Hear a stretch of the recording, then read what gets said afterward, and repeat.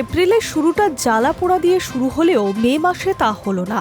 হাঁসফাঁস গরম নেই, ঝড় বৃষ্টির জেরে মনোরম আবহাওয়া দক্ষিণবঙ্গে। শনিবার বৃষ্টির সম্ভাবনা রয়েছে একাধিক জেলায়। হাওয়া অফিস বলছে আপাতত 7ই মে পর্যন্ত ঝড় জলের পালা। শুধু তাই নয়, গোটা মাস জুড়েই বিক্ষিপ্ত বৃষ্টির সম্ভাবনা রয়েছে বঙ্গে।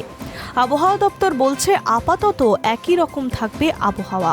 দক্ষিণবঙ্গের জেলায় জেলায় ঝড় বৃষ্টি ও কালবৈশাখীর সম্ভাবনা।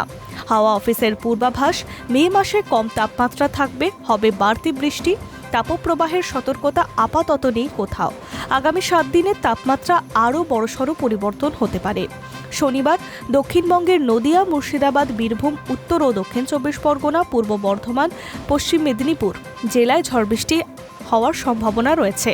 পাশাপাশি ঘন্টায় 30 থেকে 40 কিলোমিটার বেগে বইতে পারে ঝোড়ো হাওয়া। বিক্ষিপ্তভাবে ভারী বৃষ্টি হতে পারে কিছু কিছু জেলায়।